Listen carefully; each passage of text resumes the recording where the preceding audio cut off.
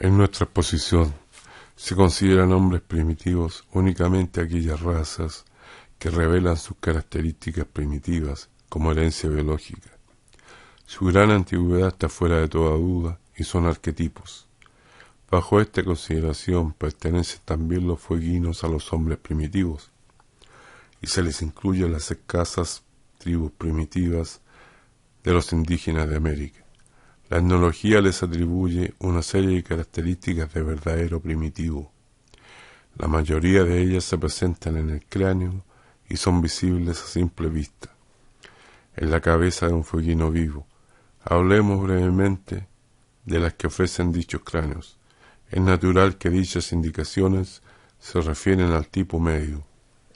El cráneo de las tres tribus fueguinas muestra una forma regularmente dolicocéfala, con una pequeña capacidad en relación al europeo. A pesar de su tamaño absoluto, el calvarium y la mandíbula inferior respectivamente llaman la atención por su extraordinario peso. En forma decisiva constituyen a ello las osificaciones, esto es, los engrosamientos óseos en la mayor parte de la bóveda. Como una destacada característica racial, tenemos los abultados arcos superciliares, detrás de los cuales el cráneo se reduce considerablemente. Por consiguiente, la frente y la parte anterior del mismo parecen achatadas. Subiendo suavemente hacia atrás, la parte posterior del cráneo sobresale mucho por detrás, ofreciendo una gran rugosidad en su superficie. En oposición a estas características tan primitivas, poseen los cráneos fueguinos un prognatismo muy reducido, aunque debe recordarse también que no es necesario que vaya unida a un cráneo primitivo la forma de un acusado hocico. Las características primitivas que con tanta abundancia se pueden comprobar en los cráneos de la Tierra del Fuego coinciden externamente con aquellas particularidades por las cuales los indígenas australianos han sido tan inferiormente considerados. Semejante coincidencia no se debe a un parentesco de tribu biológica. Para mayor claridad, he denominado aquellas características primitivas de los cráneos fueguinos como de forma australiana, y con dicha expresión quiero dar a conocer una coincidencia externa, fácilmente perceptible. Semejantes características inferiores, demostradas en gran cantidad de cráneos fueguinos, las considero como una especial evolución de una raza primitiva que emigró a América en los más remotos tiempos. Una vez que con estas nociones fundamentales se han puesto de manifiesto las primitivas características raciales de los cráneos fueguinos, se comprende la afirmación de que nuestros indígenas del Cabo de Hornos representan un grupo primitivo y que se aproxima más que ningún otro pueblo americano al principio de la evolución de la humanidad. La diferencia que representan los cuerpos de los cazadores nómadas por una parte y la de los nómadas acuáticos por otra nos obliga a una separada descripción de ambos. A los primeros los representan los Selknam, que recorren a pie la isla grande de la Tierra del Fuego. A los últimos pertenecen los Yamanas, asentados en el archipiélago de la Patagonia Occidental.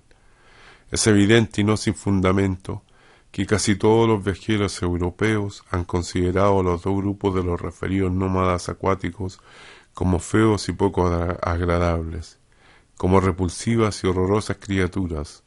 Yo mismo experimenté una inolvidable y desagradable impresión cuando vi por primera vez algunos alacalufes. Diferentes circunstancias externas se aunan para que presenten esa repugnante caricatura de seres humanos. Ningún otro pueblo salvaje ha sido descrito de forma tan unánime por numerosos observadores de todos los pueblos y naciones, con unos tonos tan poco favorables como lo fueron nuestros yamanas. Están asentados en la parte de la Tierra del Fuego más cercana al círculo polar y son los habitantes más meridionales del continente.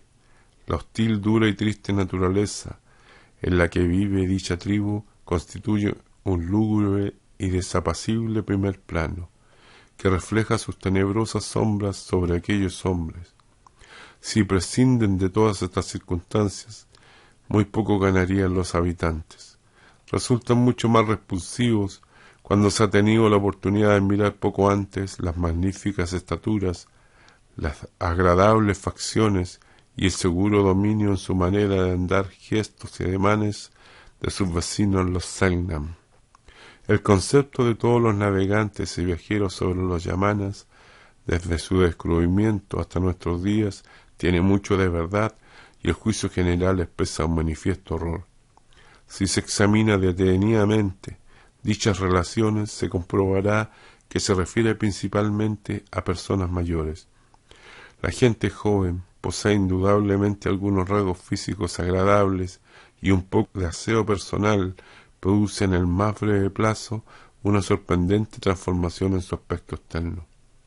En primer lugar, se ha de mencionar las manifestaciones que Charles Darwin expresó sobre los Yamanas cuando a los 20 años se encontró por primera vez con ellos. En una carta fechada en Valparaíso, el 2 de julio de 1834, declara,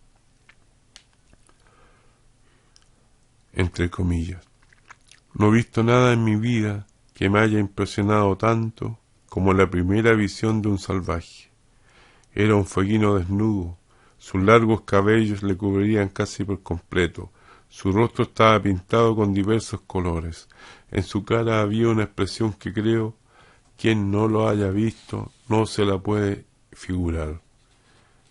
De pie sobre una roca, profería gritos y hacía gesticulaciones, ante las cuales se comprenden los sonidos de los animales domésticos. Cierre de comillas. Varias veces entró en contacto el joven Darwin durante su viaje por el lejano archipiélago con grupos más o menos nutridos de yamanas. De su larga descripción se extraerán solo algunos párrafos que sirvan de base a nuestra tesis. Escribe a fines de 1832, entre comillas, cuando un día íbamos a desembarcar en las cercanías de las islas Wollaston, bogamos junto a una canoa ocupada por 6 fueguinos. Constituían el grupo de criaturas más feas y miserables que he visto en mi vida. Los hombres llevaban, en su mayoría, una piel de nutria o unos trozos pequeños de cuero, aproximadamente del tamaño de un pañuelo grande, que apenas bastaba para cubrirle las espaldas hasta las caderas. Estaba sujeto sobre el pecho por unos cordones transversales y cuando el viento soplaba se movía a uno y otro lado. Estos fueguinos se hallaban completamente desnudos en sus canoas y hasta una mujer se encontraba de la misma forma. Llovía mucho y el agua caída, unida a las salpicaduras de los remos, resbalaba sobre su cuerpo. En un puerto situado no muy lejos, vino un día una mujer al costado del buque, llevando un niño recién nacido, y allí estuvo cruzando, mientras caían sobre ella los copos de nieve que se derretían sobre su pecho, sin el menor abrigo, así como sobre la piel del niño. Estas pobres y miserables criaturas se hallaban atrofiadas en su desarrollo, sus feos rostros estaban pintados con colores blancos, su piel era sucia y grasienta, sus cabellos enmarañados, sus voces desentonadas y sus ademanes violentos. Ante el espectáculo de estos hombres es difícil creer que sean semejantes nuestros y habitantes de un mismo mundo. De noche duermen sobre el suelo, 5 o 6 desnudos y apoyados unos en otros, como verdaderos animales, apenas protegidos contra la lluvia y el viento de este borrascoso clima. Los diferentes grupos se encuentran en continua guerra entre sí y son caníbales, según los coincidentes testimonios de los muchachos atrapados por Mr. Lowe y Jamie Buttons. Dichos 2 muchachos eran auténticos chamanas. Resulta de todo punto cierto que cuando en invierno se ven azotados por el hambre, prefieren matar y devorar a sus mujeres más viejas antes que degollar a sus perros. El mismo tenor tienen las horrorosas descripciones de otros observadores. Y cabe preguntarse con todo fundamento cuál es la razón por la que los chamanas han aparecido de forma tan repulsiva a todos los europeos. Un crítico imparcial tiene que admitir que sus cuerpos no son tan deformes físicamente. Ahora bien, el más completo abandono de sus cuerpos desnudos con la espesa costra de inmundicia adherida a los mismos provocan horror al que los contempla. La mirada fija y hosca de asombro, con la boca abierta, los movimientos bruscos de todo su cuerpo, los indómitos modales y los gritos salvajes de estos seres, cuando una embarcación europea se aproxima hacia ellos, originan una extraña sorpresa. En personas de edad adulta y en las viejas, el cuerpo parece deformado debido al desproporcionado esfuerzo de los músculos del brazo y pecho, pareciendo incapaces de sostenerse espontáneamente derechos.